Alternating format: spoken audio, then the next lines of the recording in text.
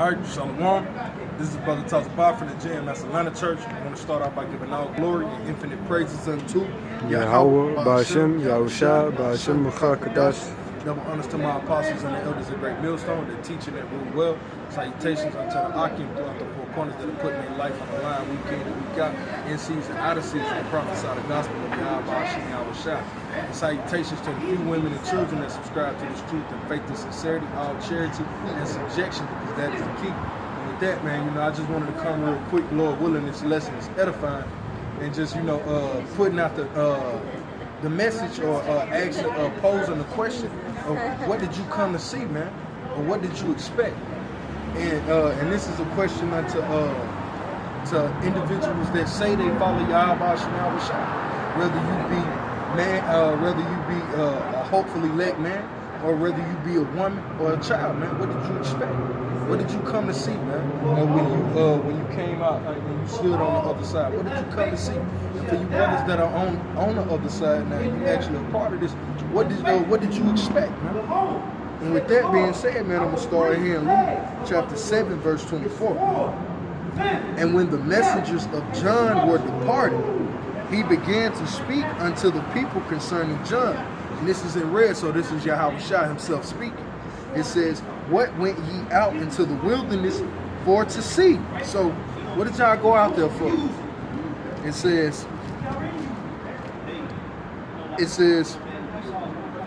Salah, what went ye out into the wilderness for to see? A reed shaken with the wind? But what went ye out for to see? A man clothed in soft raiment? So it's like, did you go out here to see the wind blow up against a branch? Did you go out here to see a man in the dopest clothes? Did you go out here to see a great speaker? Did you go out here to fill a man's energy out? Did you go out here to go get a husband? Did you go out here to pick up new information or new knowledge, so you can go around people that have never heard this, so you can tickle their fancy, so you can seem like the man of the hour, the man of understanding, still in the wisdom from Yahweh Shah? What did you come here for, man? What did you come out here to see? Or what did you expect when you came into this truth? All right? It says, behold, they which are gloriously apparelled and live delicately are in king's courts. But what went ye out for to see? A prophet? Yea, I say unto you, and much more than a prophet.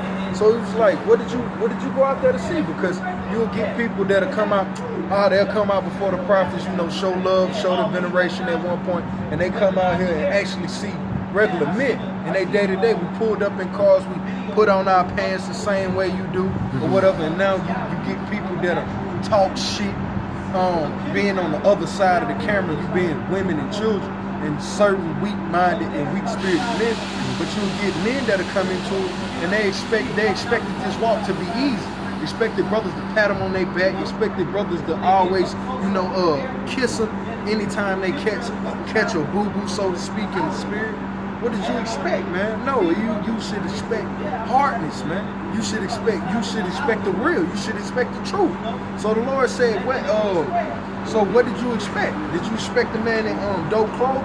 No, you expected to see a prophet, and he was in camel's hairs, man. He was eating wild locusts. He looked like a weirdo to people. Yeah. But this is what I've called, man. So what did you expect, man? All right, and with that, I'll give brothers something to expect, man. Speaking on the brothers that that are within the faith. All right, this is matter of fact, let me see. This is Israel. It said that the prophets and that they should prophesy in sackcloth. Yeah, I can drop that. Now I'm gonna just read in here for a moment. Let me just get to it. Just bear with me. Yeah. All right. This is Sirach. Hey, I'll put this up. This is Sirach, chapter 2, verse 1. It says, my son, if thou come to serve the Lord, prepare thy soul for temptation. Right. So you coming into this truth, you should prepare your soul for temptation, man. And in that temptation, it's gonna be women coming against you. It's gonna coming at you. It's gonna be colleagues, friends, family members coming against you, tempting you to turn yourself away from Yahweh Shem Yahushua, to not push towards the gospel, man. Hey, man, you were brilliant back in school.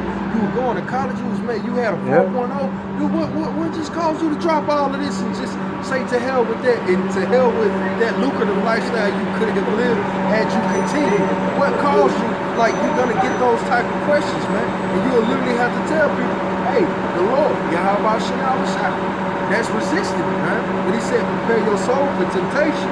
It says, set thy heart aright and constantly endure. So he says, set your mind right, man, because the things that I'm gonna bring you through and take you through or whatever, it's gonna fuck with your mind, man. It's gonna totally bug you out if you ain't constantly meditating on the ways and the avenues and the manners in which the Lord can fuck you up for your good and for your bad and for your growth, man. Because brothers think all the time that you go through stuff is just because you went off. Sometimes it's for just really for the glorification of Yahweh Shem Yahushua and for you to grow, man.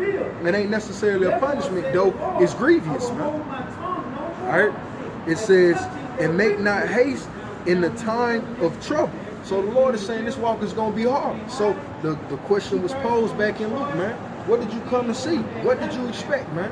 When you came into this walk, did you expect a fraternity? Did you expect a group of men to always get up and drink beer, liquor, wine, and eat chicken with you, pat you on the back? Hell no, man. We ain't here to be friends, man.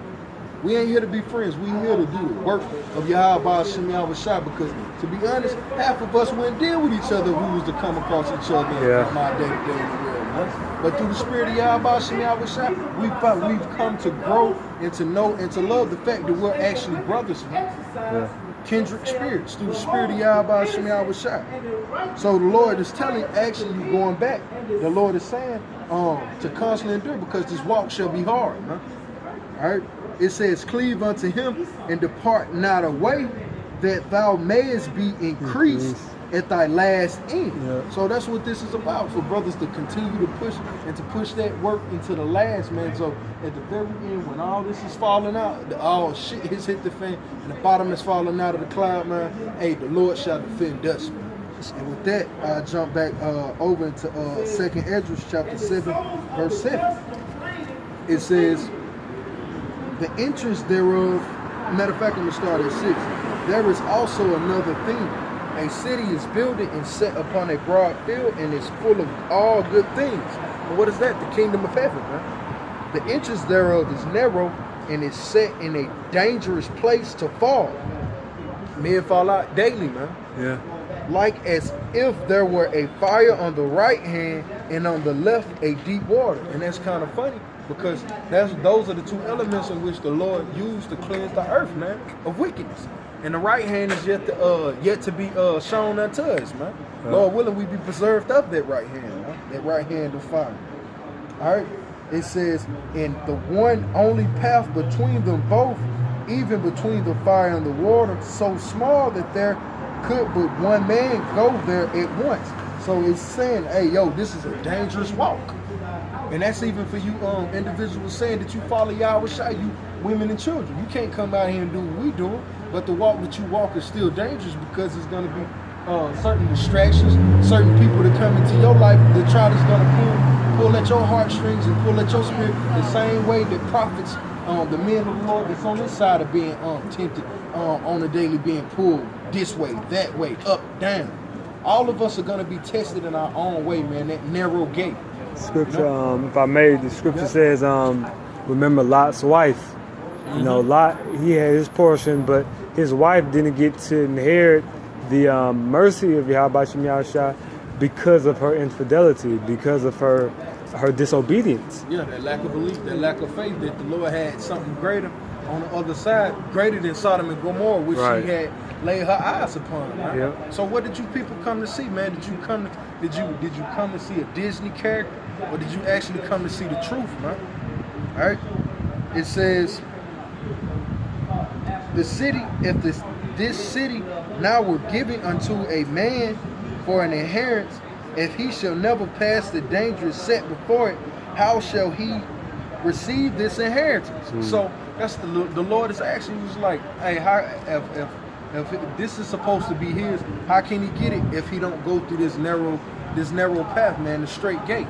And that's exactly what brothers should be envisioning in their head and meditating upon. That, hey, it's fire on one hand and it's deep waters on the left, man. Both sides will get you killed. But you have to go through to receive this inheritance, man. So you should be expecting the worst, hoping for the best, but expecting the worst, but knowing that the greatest redemption is coming, man. The greatest salvation is coming. So really, we expect the worst, but we really do hope for the best, man. Because we know we have the best through the Spirit of Yahweh Shai, man.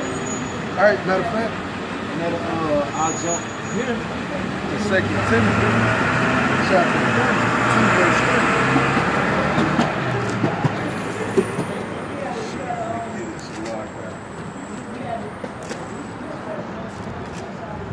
3. All right, this is 2 Timothy chapter 2, verse 3.